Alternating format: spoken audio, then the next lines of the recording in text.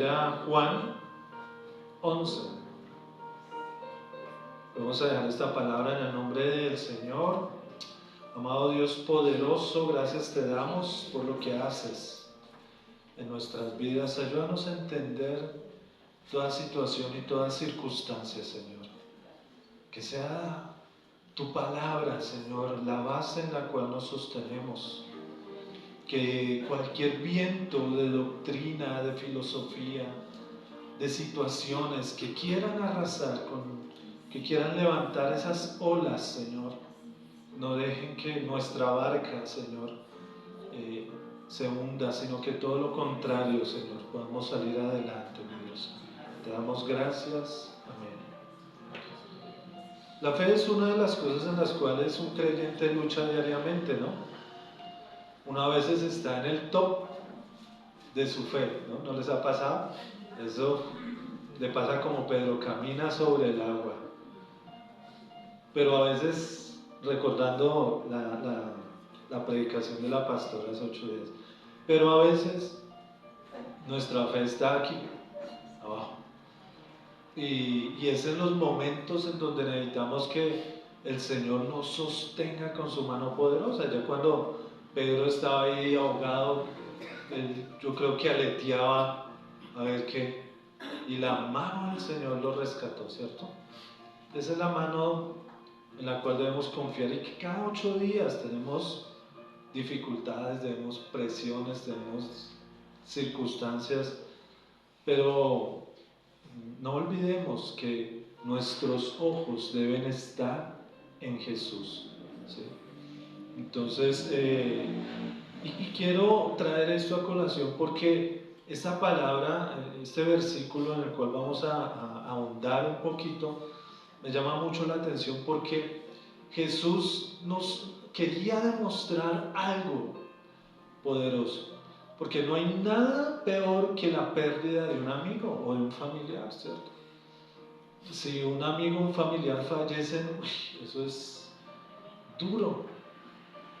La muerte es algo que nosotros no, aunque vivamos en este mundo, no hemos asimilado. ¿Por qué? Porque nosotros somos creación eterna, mi hermano. Nosotros no éramos para morir, pero por eso nos da tan duro la muerte. Entonces dice, vamos a leer, quiero que usted lea conmigo el 11. Estaba entonces enfermo uno llamado Lázaro, de Betania, la aldea de María y de Marta su hermana. María, cuyo hermano Lázaro estaba enfermo, fue la que ungió al Señor con perfume y le enjuagó los pies con sus cabellos. Enviaron pues las hermanas para decir a Jesús, Señor, he aquí el que amas está enfermo. Oyendo esto, Jesús dijo, esta enfermedad no es para muerte, sino para la gloria de Dios, para que el Hijo de Dios sea glorificado por ella. Y amaba a Jesús a Marta y a su hermana y a Lázaro. Cuando oyó pues que estaba enfermo, se quedó 2 días más en el lugar donde estaba. Luego, después de esto, dijo a los discípulos, vamos a Judea otra vez. Le dijeron los discípulos, Rabí, ahora procuraban los judíos aprenderte, ¿y ahora vas allá? Respondió Jesús, ¿no tiene el día 12 horas? El que anda en el día no tropieza, pero ve la luz de este mundo, porque ve la luz de este mundo. Pero el que anda de noche tropieza, porque no hay luz en él. Dicho esto, les dijo después, nuestro amigo Lázaro duerme, mas voy para despertarle. Dijeron entonces sus discípulos, Señor, si duerme sanará. Pero Jesús decía esto de la muerte de Lázaro, y ellos pensaron que hablaba del reposo del sueño. Entonces Jesús le dijo claramente, Lázaro ha muerto, y me alegro por vosotros de no haber estado allí, para que creáis, mas vamos a él. Dijo entonces Tomás, llamado Didimo, a sus condiscípulos: vamos también nosotros para que muramos con él. Dejémoslo ahí y analicemos estas palabras. Jesús amaba a Lázaro, María y Marta, ¿sí o no? Lo amaba, ¿cierto? Eran sus amigos entrañables. Y él demostró, perdón, la parte de su humanidad. Jesús hacía todo por sus amigos, pero él también vio que había un propósito más grande detrás de esto, ¿cierto? Porque vemos que no corrió apresuradamente. ¿Qué haremos nosotros si nos enteramos que un amigo o un familiar está enfermo de muerte? Pues uno trata de coger la maleta, irse corriendo. Si digamos alguien se accidentó, ¿qué hace usted?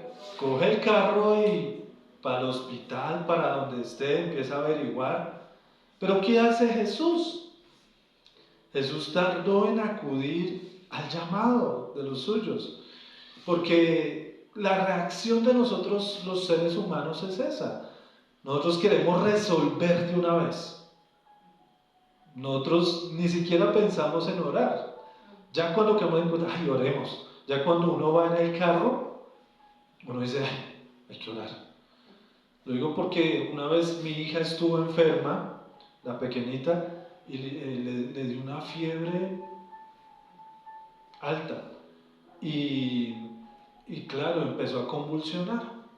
Y usted sabe que cuando un bebé convulsiona, pues puede tener un problema grave en el cerebro. Entonces mi esposa estaba ahí y atendió ese momento, y fueron esos momentos difíciles para ella. Y como pudo me llamó, y cuando yo me enteré, pues lo primero que hice yo pues fue coger el carro, irme, casi le paso el carro por encima a una persona, pero me fui lo más rápido que pude. ¿Cuál fue mi reacción? Yo puedo hacer algo, yo debo hacer algo, pero no pensé en orar. Cuando iba en el carro, ya pensando, teniendo en cuenta, debo orar por mi hija, porque por más rápido que yo vaya, por más que yo quiera, no puedo solucionar nada. La vida de nuestra familia, la vida de nuestros hijos, de nuestros familiares cercanos, de nuestros amigos, está en la mano del Señor. Amén. Créanlo, mi hermano, porque usted no puede hacer nada en su humanidad, a menos de que usted sea el que es cirujano o el que es médico, y ni aún eso, porque hay el dicho que los médicos también se mueren. Entonces, esa es la primera lección que nos da el Señor. Dijo, esperemos, porque Él sabía que hay un propósito más grande, un propósito especial que nadie puede entender. Y Jesús sabía que en esta situación Dios iba a hacer algo grande. Y como Él confía tanto en Dios, porque sabe lo que puede hacer, pues su paz estaba, en la paz y la tranquilidad la tenía Él. Jesús quería mostrar la luz en medio de la oscuridad. Y se me hace raro este versículo, no sé si ustedes lo escucharon cuando lo estaba leyendo, el 11:9. Respondió Jesús, porque cuando habla Jesús, no dice cosas por decirlas. Y esta palabra, yo quedé ahí inquieto con esta palabra, dice el 9. ¿No tiene el día 12 horas? El que anda de día no tropieza, porque ve la luz de este mundo. Pero el que anda de noche tropieza, porque no hay luz en él. ¿Qué estaba queriendo decir Jesús ahí? No venía el caso de ese dicho. Muere su amigo, está enfermo su amigo. Los discípulos dicen, bueno, vamos a ir a Betania, ¿qué vamos a hacer? Y él dice, sí, vamos a ir. Pero recuerden que el día tiene 12 horas. Y el que anda en la luz puede ver. Pero el que está en oscuridad nunca va a ver la gloria de Dios. Y a veces nos pasa eso. Mire, cuando hay problemas, cuando hay dificultades, se nubla nuestra visión. Quedamos en oscuridad. No podemos ver los milagros que Dios sí puede hacer. Y estamos en tinieblas. ¿Y qué hacemos? Tropezamos. Y queremos hacer las cosas y caemos. Nos enredamos. El que está en una habitación oscura llena de cosas, ¿eso no le pasa? Que se va la luz y usted va rápido a encender o a coger un encendedor y ¡pum! Se cayó porque estaba ahí la lonchera de la niña. ¿Por qué? Porque está en oscuridad. Y así pasa con nuestra fe, mi hermano. Muchas veces yo sé, yo estoy seguro, mi hermano, que usted tiene fe. Pero a veces se va la luz y empezamos a tropezar y nos caemos. Y claro, a usted le da rabia. Ay, ¿por qué? Y empieza a decirle, Señor, ¿por qué? ¿Por qué a mí me pasa esto? Pero recuerden que tenemos la luz. Miren, Cristo es la luz del mundo. ¿Qué dice Juan 8:12? Vaya ahí a Juan 8:12. Vaya ahí, está cerquita. No sea perezoso. Muy perezosos con la Biblia.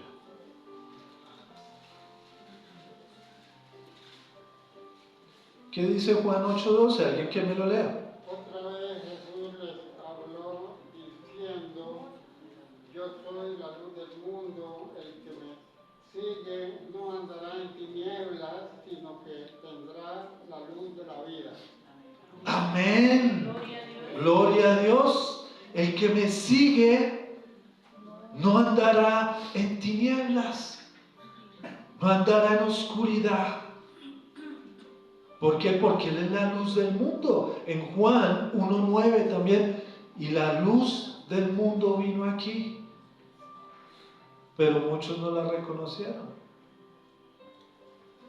Él es la luz del mundo. Jesús es nuestra única salida, mi hermano. Mi hermano, mire, muchos han venido a mí y me han dicho, pastor, ¿qué hago con este problema? ¿Qué hago con esta situación? Y yo les puedo dar consejos, mi hermano. Pero el mayor consejo que yo les doy, mi hermano, métase con Jesús. Búsquelo a Él. Y ustedes dirán, no, el pastor no sabe decir otra cosa. Mi hermano, pero es que no tengo otra cosa más que decir. O sea, eso es lo principal, eso es lo mejor que usted puede hacer. Si usted se mete, le decía a un hermano, sea bien ñoño con el Señor, métase con el Señor. Que se burlen de usted y verá que hay una respuesta. Usted puede ver la luz, va a haber luz en su vida y usted va a poder ver claramente las cosas que le pasan. Y va a decir, es que esto no es sino para glorificar al Padre. Amén. Esta situación que me está pasando hoy es para glorificar al Padre. Eso es lo que tenemos que hacer como primera medida. Y continuemos. Dice Jesús, el 17, Jesús, la resurrección y la vida. Dice, alguien que me ayude a leer ahí, el 11:17 hasta el 27. Vino pues Jesús y halló que hacía ya 4 días que Lázaro estaba en el sepulcro. Betania estaba cerca de Jerusalén, como a 15 estadios.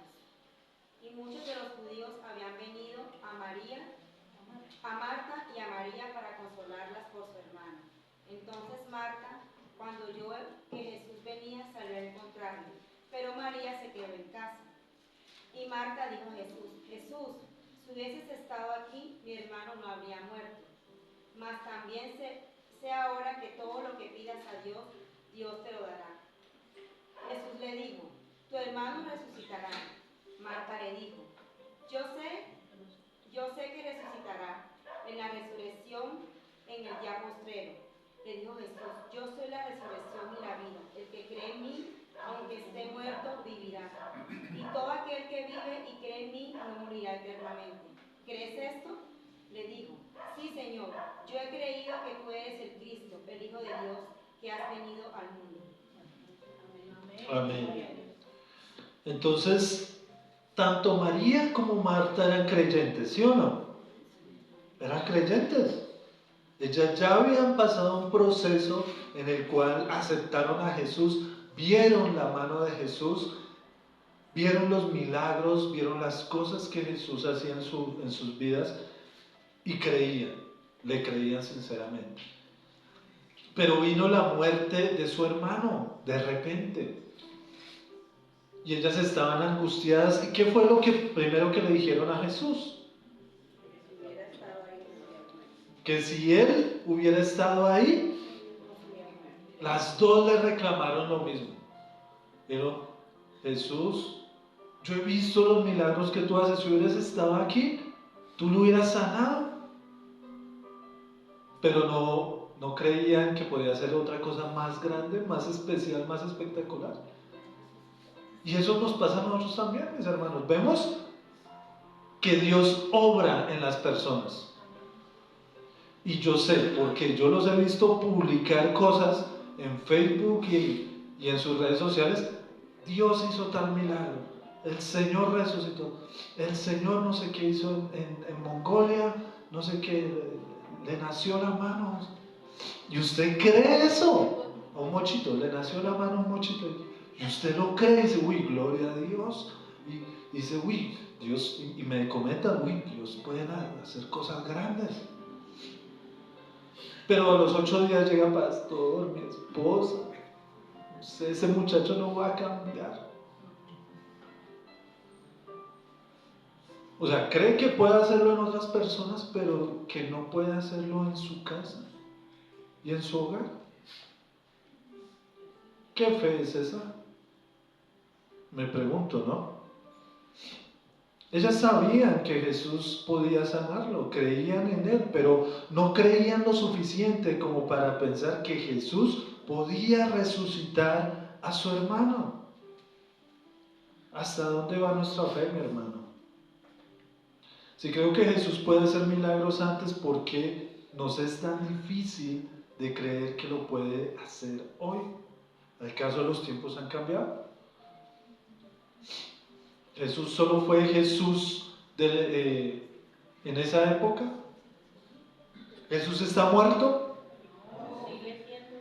Si Jesús vive en mí y vive en mi familia y vive en mis circunstancias y vive en las cosas que me pasan.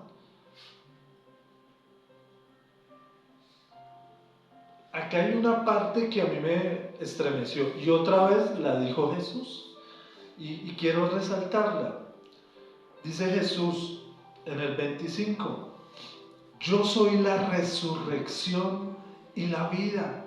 El que cree en mí, aunque esté muerto, y todo aquel que vive y cree en mí, no morirá eternamente. ¿Crees esto? ¿Sí creen, mis hermanos? Gloria a Dios. Analicemos por partes este versículo. Primero dice Jesús, yo soy, ¿no? ¿Quién dijo yo soy? ¿Y quién más dijo yo soy? Yo soy el que soy. Jehová. Yo soy la resurrección y la vida. ¿Qué significa resurrección? La resurrección es la acción de volver a la vida después de la muerte. El triunfo sobre el fin de la existencia y la renovación o el nacimiento de algo, o el renacimiento de algo, no el nacimiento, sino el renacimiento de algo.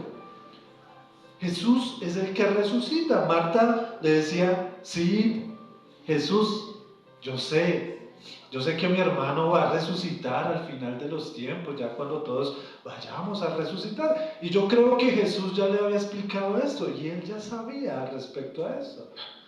Pero Jesús dice, pero es que Marta, es que no es eso. Yo soy el que da la resurrección. Yo soy el que va a resucitarlos a ustedes en el final del tiempo. Yo soy la resurrección. ¿Cuántas cosas no han muerto, mi hermano, en nosotros? He escuchado en estos tiempos mucho ese dicho de que no, ese amor ya murió para mí. Usted está muerto para mí. No, ese negocio murió. ¿Quién es la resurrección? Jesús. Pues pídele, mi hermano, a Jesús que resucite eso que estaba muerto. Él es el que lo resucita. Es el que lo vuelve a la vida. A veces no lo entendemos, a veces suena ilógico, pero Él es el que va a volver a la vida las circunstancias. Él es el que va a volver todas esas cosas a la vida. Él es el único que puede hacerlo. El día de hoy quiero que al finalizar de la palabra vamos a escuchar un testimonio. Y de pronto no va a ser, pero mi hermano, cada vez que usted tenga o vea un milagro de Dios en su vida, párese y dígalo. ¿Sabe por qué? Porque eso hace que se resucite nuestra fe. A veces tenemos nuestra fe muerta. Tenemos nuestra fe muerta porque no contamos lo que Dios ha hecho en nuestras vidas. Y se nos olvida, nosotros somos hombres y mujeres olvidadizos de esas grandes victorias que Dios ha hecho en nuestra vida, en nuestro pasado. ¿Sabe? Parecemos el pueblo de Israel, somos casi que igualitos al pueblo de Israel, porque vemos la mano poderosa de Dios, vemos los milagros, vemos las aguas abrirse, vemos caer fuego del cielo, vemos sapos, vemos plagas. Y al final, ¿qué hacemos? No creemos. Aparece cualquier cosita en nuestra vida y no creemos que Dios pueda hacer algo. ¿Qué está muerto en tu vida? ¿Está muerta ese amor? ¿Está muerto esa persona? ¿Ese amigo? ¿Esa amistad? ¿Está muerto ese hermano con el cual he peleado tanto que ya no me lo aguanto más? ¿Está muerta tu fe? Dice, el que cree en mí, aunque esté muerto, ¿usted le parece eso lógico? ¿Un muerto puede creer? ¿Un muerto puede pensar? ¿Un muerto puede razonar para creer en Jesús? Entonces, ¿por qué Jesús dice esto? Dice, el que cree en mí, aunque esté muerto, vivirá. Acá hay una contradicción, aquí no hay algo lógico, o de pronto hay algo sobrenatural que nosotros no entendemos. Dice, bueno, para entender esto, debemos ir a uno de los pasajes más profundos de la Biblia, que es en Juan 3. ¿Recuerdan Juan 3? Jesús habla ¿con quién? ¿Con quién? Dígalo duro, mi hermano. Con Nicodemo, sí, con Nicodemo. Y habla acerca ¿de qué habla? De nacer de nuevo. ¿Por qué habla Jesús de nacer de nuevo? Entonces dice Nicodemo dice, pero ¿cómo así? O sea, ¿puede un hombre volverse a meter dentro del vientre de su madre para volver a nacer? Dice Jesús a Nicodemo, no. Lo que es, usted ve el viento y ve que el viento no se puede ver y no se sabe dónde está. Va y viene, pero está presente. Así es el espíritu. Lo que nace del espíritu, espíritu es. Y esa es, miren, nosotros cuando nacemos, mis hermanos, nacemos muertos. ¿Sí saben? Vaya a Génesis.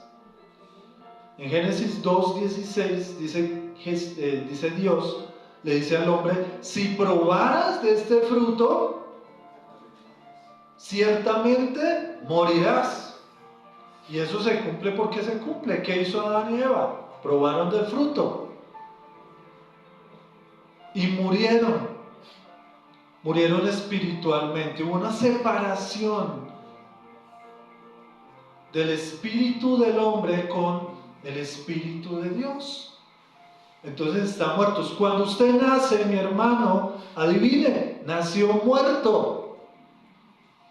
Porque usted nace, su cuerpo, su alma, pero su espíritu está muerto, está desconectado con el Señor. Y la única forma para que su espíritu reviva es a través de Jesús. ¿Qué le dijo Jesús a Marta? El que cree en mí, aunque esté muerto, vivirá. ¿Usted cree en Jesús? Vivo está. ¿Usted sabe por qué Adán le cambió el nombre a Eva? ¿Cuál era el nombre de Eva inicialmente? Varona. Porque del varón fue creado. Pero cuando viene la caída, ¿qué hace? ¿Qué hace Dios? Le da una promesa a Adán y a Eva. ¿Cuál fue esa promesa? ¿Cuál fue? La simiente. De la simiente. ¿Cuál fue? Vendría su simiente, la cual pisaría la cabeza de la serpiente, pero que la serpiente no en el tobillo. Exacto. Ahí que está declarando Dios. Dios está declarando que iba a venir un Salvador. Iba a derrotar al enemigo. ¿Cierto? ¿Y de dónde iba a salir esa simiente? De la mujer. Entonces, Adán cae en cuenta y dice, ya no te llamarás varona, sino te llamarás Eva, porque eres madre de los vivientes, o sea, de los que van verdaderamente a estar vivos. ¿Quiénes son los que verdaderamente están vivos? No los que no creen en Jesús, sino aquellos que creen en Jesús, aquellos que Jesús resucita en su espíritu.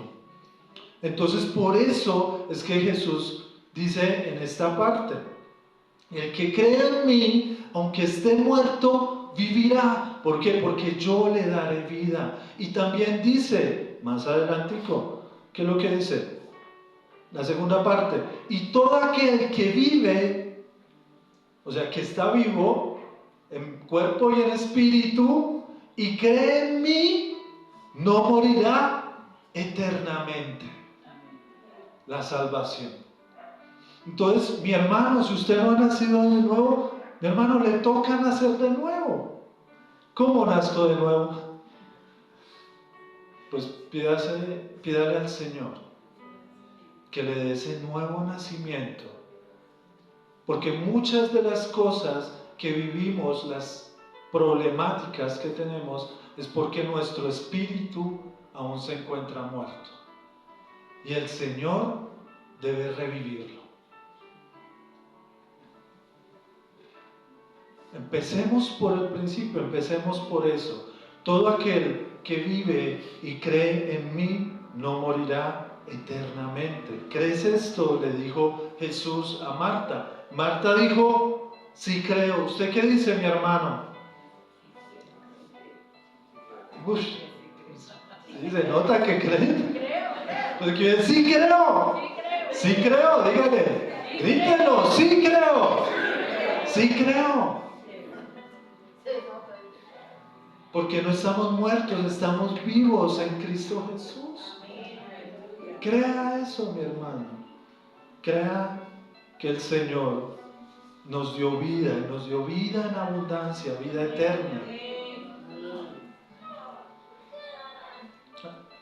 Ahora, sigamos con el 28. Dice, habiendo dicho esto, fue y llamó a María su hermana, diciéndole en secreto, el maestro está aquí y te llama. ¿Quién llamó a María? No. Presten atención, mis hermanos. Me corrigen, pero no prestan atención. Marta fue y llamó a María su hermana. Ella, cuando lo oyó, se levantó deprisa y vino a él. Jesús todavía no había entrado en la aldea, sino que estaba en el lugar donde Marta le había encontrado. Entonces los judíos que estaban en la casa con ella y la consolaban, cuando vieron que María se había levantado deprisa y habiendo salido, la siguieron, diciendo, va al sepulcro a llorar allí. María, cuando llegó a donde estaba Jesús, al verle, se postró a sus pies, diciendo, Señor, si hubieras estado aquí, no había muerto mi hermano. Jesús entonces, al verla llorando y a los judíos que la acompañaban, también llorando, se estremeció en espíritu y se conmovió. Y dijo, ¿dónde le pusiste? Le dijeron, Señor, ven y ve. Jesús lloró. Dijeron entonces los judíos, mirad cómo le amaba. Y algunos de ellos dijeron, ¿no podía este que abrió los ojos del ciego haber hecho también que Lázaro no muriera? Y ahí vemos un momento difícil en la vida de Jesús. Jesús lloró. Jesús se conmovió en espíritu. Jesús vio que había perdido una persona importante. Dice la resurrección de Lázaro, el 38. ¿Quién me ayuda a leerlo? Jesús todavía estaba enojado cuando llegó a la tumba, una cueva con una piedra que tapaba la entrada. Corran la piedra a un lado, les dijo Jesús. Entonces Marta, la hermana del muerto, protestó, Señor, hace 4 días que murió, debe haber un olor espantoso. Jesús respondió, ¿no te dije que si crees verás la gloria de Dios? Así que corrieron la piedra a un lado. Entonces Jesús miró al cielo y dijo, Padre, gracias por haberme oído, tú siempre me oyes, pero lo dije en voz alta por el bien de toda esta gente que está aquí, para que crean que tú me enviaste. Entonces Jesús gritó, Lázaro, sal de ahí. Y el muerto salió de la tumba con las manos y los pies envueltos con vendas de entierro y la cabeza enrollada en un lienzo. Jesús les dijo, quítenle las vendas y déjenlo ir. Amén. Ahí tenemos dos cosas especiales. Mire que hasta Jesús dio testimonio. Jesús llega y grita a toda la gente, Señor, yo sé que tú me oyes y te doy gracias por lo que vas a hacer. Mi hermano, agradézcale al Señor por la victoria que usted va a tener en ese momento, en esa derrota que usted sintió, pero que usted la va a ver viva nuevamente. Usted tiene que darle gracias a Dios. Lo hago para que toda esta gente se dé cuenta. ¿Por qué? Porque vio la incredulidad en todos. Ya Marta le había dicho que por qué no. Y María también llega y otra vez. Había mucha incredulidad siendo el Jesús. Imagínense ahora, en estos tiempos. Pero Jesús le dice con autoridad a Lázaro: Lázaro, sal fuera. Y Lázaro salió ¿cómo? Corriendo. Salió con dificultad, ¿cierto? Estaba atado, estaba vendado. Porque cuando uno ve que algo está muerto, ¿sabe qué hace? Bueno, en esa época, ¿qué le hacen? Le empezaron a poner vendas y lo amarraron. Vendajes especiales. ¿Qué hacemos en esta época? Pero para cremarlo tienen que embalsamarlo, echarle unos líquidos, pero le falta un paso. Un muerto. No, un cajón, lo echan a un cajón. Lo echan a un cajón. Así lo vayan a cremar. Sí, el estuche, ya quedó forrado, ya manda empacado. Empacado para la eternidad. ¿Sí? ¿Qué pasa con un muerto de espíritu? No hay nada que hacer, empacado para el infierno. Nosotros tenemos, mis hermanos, como estábamos muertos espirituales, recuerde que nacemos 2 veces. Si usted no ha nacido la segunda vez, entonces apenas nazca la segunda vez, recuerde que usted tiene vendas, ataduras. Y esas vendajes, esas ataduras, tienen que romperse para que usted camine con libertad. Hay cosas, yo daba una charla a principio del año pasado que se llamaba No dejes cabos sueltos. Que esa charla decía que nosotros debemos hacernos cargo de todas las cosas que habíamos dejado antes de ser cristianos, ¿recuerdan? Porque cuando conocemos a Jesús somos hombres nuevos y criaturas nuevas, pero eso no quiere decir que nuestro pasado no nos trate de alcanzar nuevamente y que nuestras cosas no vengan otra vez a la actualidad. Entonces así le pasó a Lázaro. Lázaro salió con dificultad porque habían hecho algo ya él estaba pudriéndose, lo vendaron y no podía salir libremente. Jesús pudo haber dicho: Lázaro, sal libre y rompemos todas esas ataduras y sal de una vez. Pero no, Jesús dejó algo para quienes, para aquellas personas que estaban pendientes de ese Lázaro. ¿Quiénes eran? Marta, María, sus amigos, los judíos que estaban ahí llorando. ¿Quiénes son ellos? Creyentes. ¿Quiénes son ellos? Testigos. ¿Quiénes son ellos? La iglesia. Nosotros como iglesia debemos ayudar a aquellos que nacen de nuevo a romper toda atadura, todo yugo, toda fortaleza que todavía está abatiendo sus vidas. Pero como todavía estamos tratando de quitarnos nuestras vendas, pues no podemos ayudarle a los otros. Mi hermano, usted vivo está. Y a mí me parece ilógico que a un creyente que ama a Cristo, que cree que Cristo resucita, que cree que Cristo hace cosas grandes en su vida, me parece tenaz que toque estar recordando que debe llegar temprano al culto. Me parece tenaz que toque estar recordando que ore. Me parece tenaz que toque estar recordando que lea la Biblia. Pero ¿sabe por qué pasa eso? Porque todavía no han roto sus ataduras. Uno que sabe quién es el que cambia, quién es el que mueve y por qué está pasando lo que está pasando, uno que ve en la luz no necesita decirle que busque al Señor. No necesitamos decirle, ¿ya oró? Venga a la iglesia.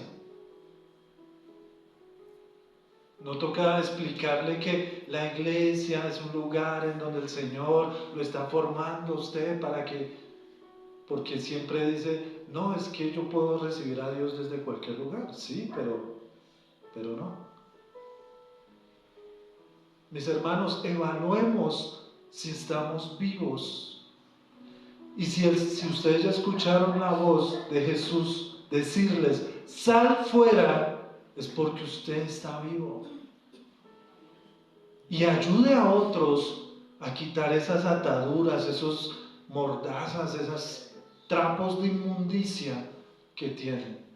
No quiere decir con esto que su vida está resuelta, no, para nada. Pero usted ya sabe a quién acudir, al que resucita a los muertos.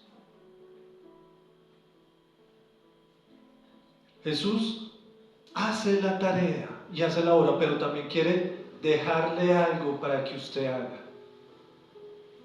Porque usted es la iglesia del Señor y usted es el que da testimonio de Él.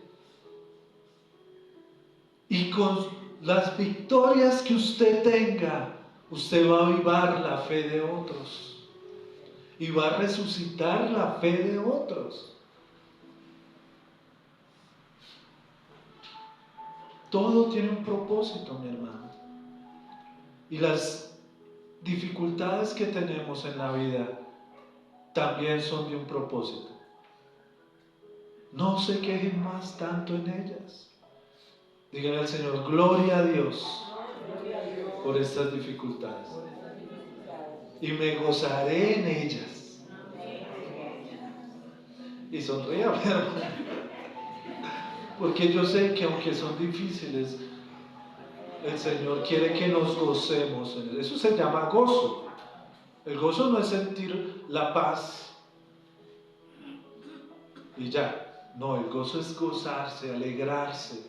Decía Pablo, veíamos en Filipenses, a Pablo, Filipenses 4, que él se gozaba en las adversidades. Estaba en prisiones, estaba en cárceles, estaba en latigazos, estaba en situaciones, pero él se gozaba. ¿Por qué? Porque podía ver el plan del Señor, podía ver la luz verdadera, esa luz que nosotros, que a veces se nos apaga, viene el apagón y ahí es cuando caemos, cuando pasan situaciones, cuando nos amargamos, cuando tenemos tristeza. ¿Pero para qué nos llamó Jesús? Para también ser luz en otros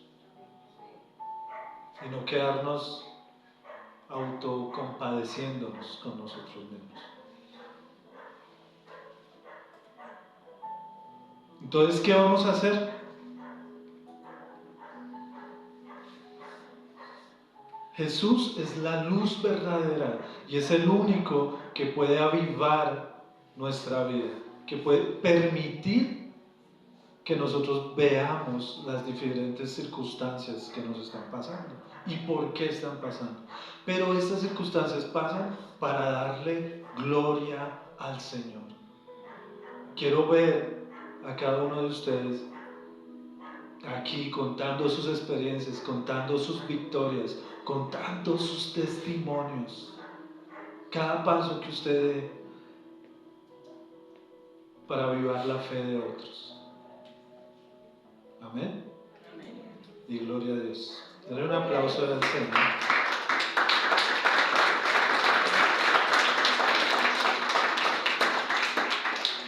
Quiero invitar a Daniela, que quiere darnos un testimonio.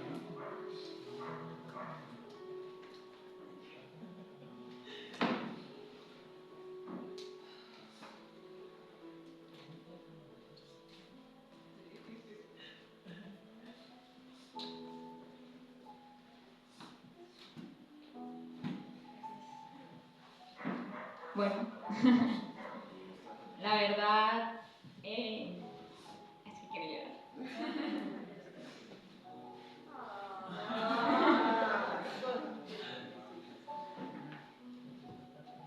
que primeramente había como, pues antes de esto pasó como hace 3 semanas y pues hacía como una aplazadera, de cierta manera. Yo dije, ¿será que ya no? Y bueno, entendí mal.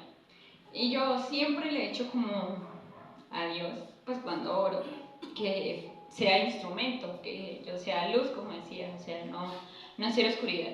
Y entonces, bueno, pues como ven, yo no he vuelto a servir, porque estoy en disciplina. Entonces, pues mi fe, no tenía fe, de cierta manera.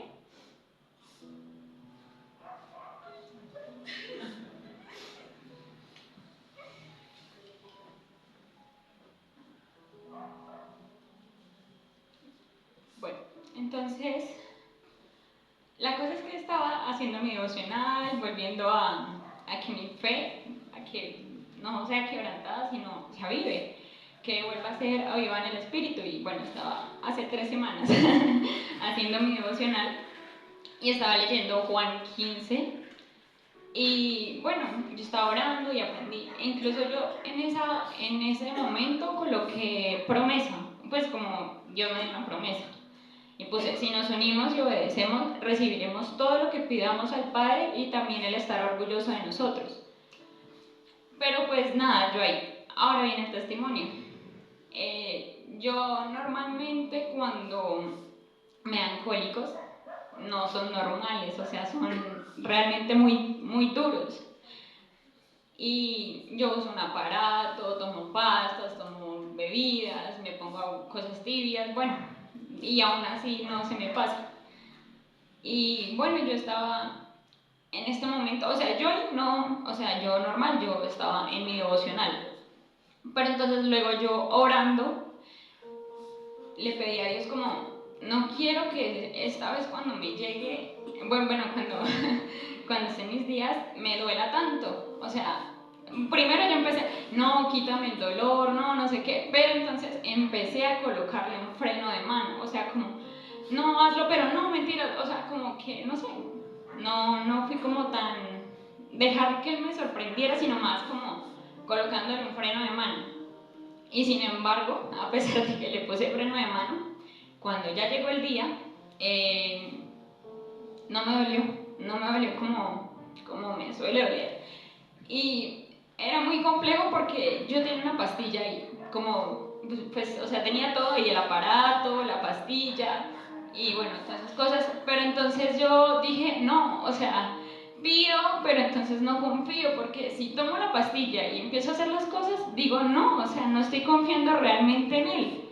Y la tenía ahí en todo el frente, y no les voy a negar, sí me dolió un poquito, pero la verdad para mí fue como, de verdad, yo estaba feliz ese día. Yo le decía a mi mamá, le decía a Dani, le decía a mi hermana, de que no había tomado una pastilla, o sea, y porque es que yo me tomo muchas al día, y el aparato, y bueno, entonces fue como, wow, o sea, no fue tan como siempre cuando me duele mucho, sino, y yo sé que realmente también hubiera sido mejor, pero muchas veces nosotros cuando oramos, cuando pedimos algo, también tenemos un freno de mano, es como, Dios, porfa, y si no, pues bueno, o sea, ya le estamos diciendo que no a Dios, y no nos dejamos muchas veces sorprender. Y adicional, muchas veces no vemos estas cosas porque yo podría decir, no, esto fue, no sé, algo diferente, y realmente llevo 20, bueno, no 21, pero desde mis 13 años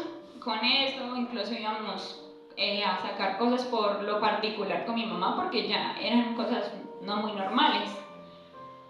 Y bueno, pero entonces como que yo nunca oraba por eso antes, o sea, siempre oraba en el momento y era como, Dios, por favor, que no me duele, y lloraba y todo, pero no antes. Entonces muchas veces la invitación es como, primero, a que confiemos, y confiemos de verdad, o sea, no le ayudemos a Dios, porque si yo me hubiera tomado ese día la pastilla, yo digo, ¿qué? O sea, ¿lo hice yo por tomarme la pastilla o sí lo hizo Dios? Entonces es a confiar, y es a dejarse sorprender, porque muchas veces normalizamos cualquier cosa que Dios hace en nuestras vidas, y realmente pues así no es. O sea, Dios, digamos, como esto, o sea, cosas simples, por así decirlo, pero a la hora de la verdad son un milagro.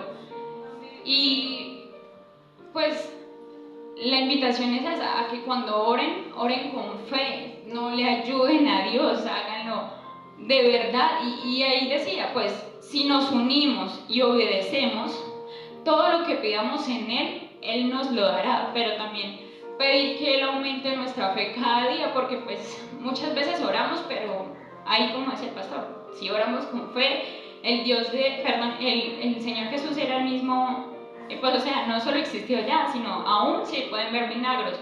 Y como decía, no solo tiene que ser porque a alguien le salió una mano, sino, o sea, de verdad, no es solo eso, no son, también son en las pequeñas cosas, exactamente. Entonces, ese es el mensaje, y que cuando oremos no le pongamos un freno de mano, o sea, pues sí, obviamente decirle que sí es la voluntad de Él, pero no decirle como, no, sí, no, mejor no, o sea, entonces digo, seamos claros en lo que vamos a orar, en lo que le vamos a pedir, y dejémonos realmente sorprender. Y también mi invitación es la misma del pastor, que muchas veces oramos por un avivamiento espiritual, pero yo he escuchado muchas cosas y muchas oraciones que acá a nosotros, la iglesia, hemos pedido y Dios nos ha dado y no las hemos contado. Y puede ser cosas que uno diga, no, pero pues, no, pero es que es un milagro. Hay que, o sea, avivemos y seamos, lo que dice, seamos instrumentos, seamos luz para los demás.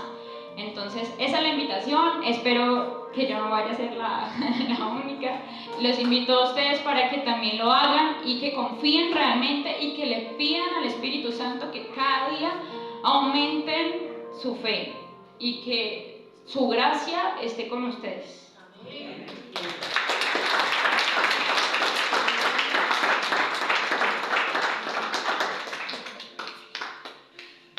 Bueno, no era en el tiempo de ella, sino era en el tiempo del Señor el testimonio.